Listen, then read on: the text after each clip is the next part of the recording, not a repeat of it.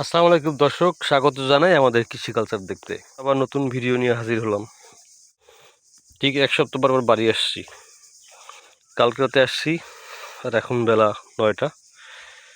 সকালে একটু ঘুমিয়েছিলাম, তো ঘুম থেকে উঠে পাম্প নিয়ে আসলাম। ডিসি জগ পাম্প বা সাবমার্সিবল পাম্প। এই পাম্প দিয়ে পানি সেচ দিব এই গাছে। মূলত এখানে একটু পানি জমে আছে, এই পানিটুকু তুলে ফেলবো, এটাই মূল উদ্দেশ্য। এই পানিটুকু তুলে ফেলবো এই পাম্প দিয়ে, যাতে এখান থেকে মাটি কাটাতে পারি। এখানে প্রচুর মাটি আছে, এই মাটিটুকু আমি উপরে তুলতে চাই, এই উঁচু জায়গায় তুলতে চাই। এই জন্য এই পাম্প দিয়ে এই পানিটা শেষ করে ফেলবো। তো পাম্প স্টার্ট করি, তারপর দেখাচ্ছি আপনাদের। পাম্প সেট আপ করে ফেলেছি ইতিমধ্যে। জাস্ট এখন পানিতে চুবাবো ডিসি জগ পাম্পটা, আর মোটরের সুইচটা অন করে দিব, তাহলেই হয়ে যাবে। এই দেখেন, এই যে দেখেন আপনার কিছুদিনের 30 অ্যাম্পিয়ারের ব্যাটারি দেখা যাচ্ছে। 30 অ্যাম্পিয়ার, অ্যাকচুয়াল 30 অ্যাম্পিয়ার কিনা আমি জানি না। ওজন 15 কেজি, 12 ভোল্ট, আর 20 অ্যাম্পিয়ারের কন্ট্রোলার, 200 ওয়াটের জগ পাম্প। এই হচ্ছে আমার সেট আপ। এখন এখানে চুবাবো, এই পানি সেচ দিয়ে গাছের গোড়া ভিজাবো। তো শুরু করি দর্শক। এখন মোটর অন করার পালা। দেখতে পাচ্ছি 13.1 ভোল্ট। ইতিমধ্যে চুবিয়ে রেখেছি পানিতে, অল্প একটু পানি, হয়তো 100 লিটার হতে পারে। এখন রান করি। বিসমিল্লাহ। রান হয়ে গেছে, পানির শব্দ পাচ্ছি। উপরে গিয়ে সোর্স খুঁজি, উপরে গিয়ে দেখি পানি উঠছে কিনা। হ্যাঁ, আলহামদুলিল্লাহ পানি উঠতেছে, তবে একদম ঘোলা কাদাযুক্ত পানি। এই যে আমাকে পা ধুয়ে নিই, খালি পায়ে থাকা যাবে না, আগে পা ধুয়ে নেই, স্যান্ডেল পরি, তারপর দেখা যাবে।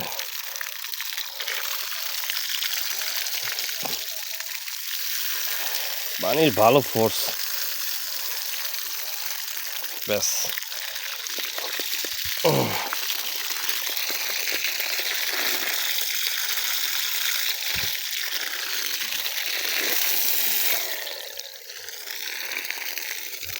এই যে দেখুন, ওই যে পাম্প চলতেছে, ওই যে পুকুরের ভিতরে পাম্প চলতেছে, আর এই যে পানি উঠতেছে।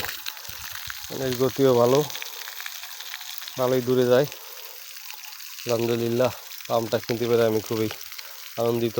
মাশাআল্লাহ, আলহামদুলিল্লাহ, আমার নিত্যদিনের কাজ হয়ে যাচ্ছে। 2 সপ্তাহ বা 1 সপ্তাহ বা 21 দিন পর পর এসে এসে আমার খামারের পানি সেচের কাজটা এই পাম্পটাতে খুবই আরামে অনায়াসে হয়ে যাচ্ছে। তো আপনারাও এই ধরনের পাম্প কিনতে পারেন। অনেকে জানতে চাইছেন পাম্পটা কোথায় পাওয়া যায়, দাম কেমন।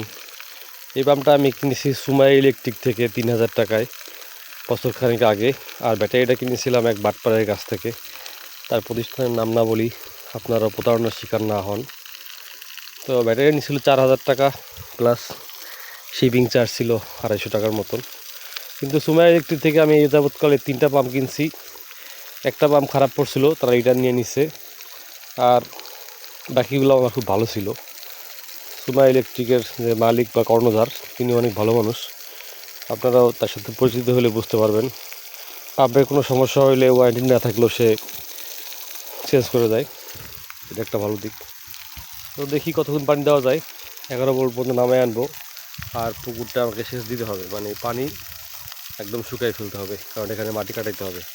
তো আপনাদেরকে আবারও দেখাচ্ছি, করতে থাকুক দর্শক। প্রায় 10 মিনিট ধরে পানি দিচ্ছি, বেশিরভাগ গাছের গোড়ায় ভিজিয়ে ফেলছি। আর দেখুন নিচের পানির অবস্থা, বেশিক্ষণ লাগবে না, আর 10 মিনিটেই পুরো শুকাই যাবে আশা করি।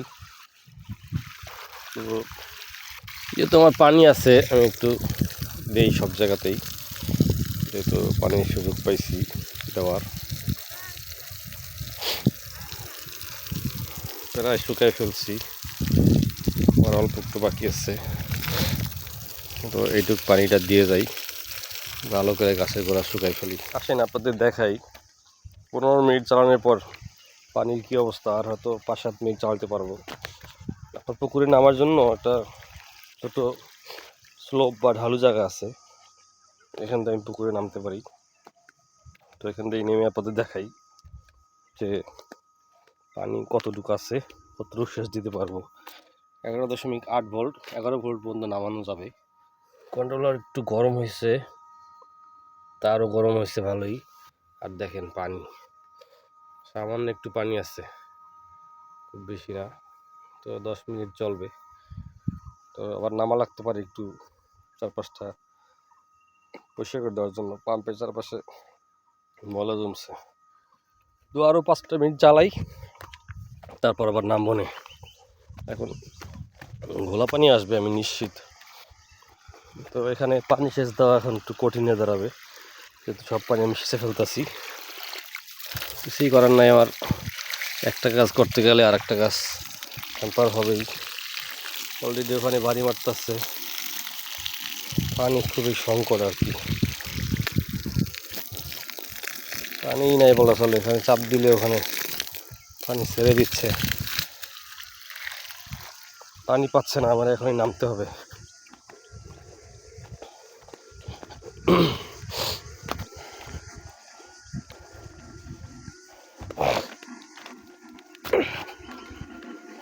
এখন এই চারপাশে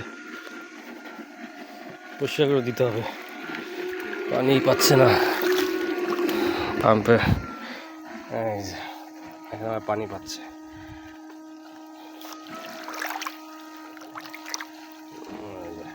দেখুন চারপাশটা আমি পরিষ্কার করে দিছি।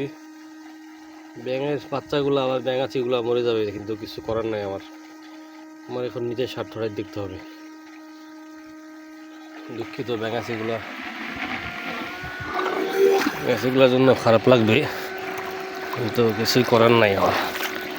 তো এখানে একটু গর্ত করে দেই।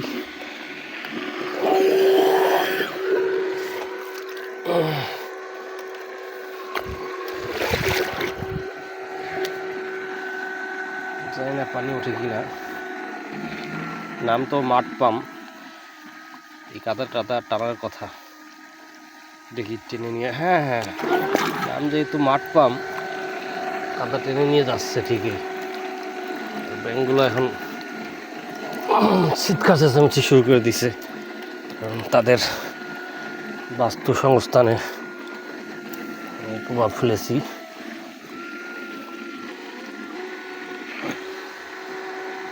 আর থাকতে পারতেছে না হয়তো, কোনো পানিই নেই, ড্রাই, পানিহীন। বন্ধ করে দিতে হবে, বন্ধ করে দিই।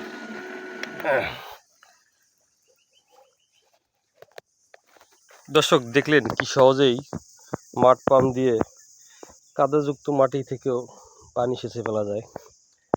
এখনো অনেক ভোল্টেজ আছে, আমি আরেকবার একটু মেরে দেখি এই পানিটা টান দিয়ে নিতে পারি কিনা। টান দিয়ে পানিটা নিয়ে নিচ্ছে, ট্রাই করে ফেলি।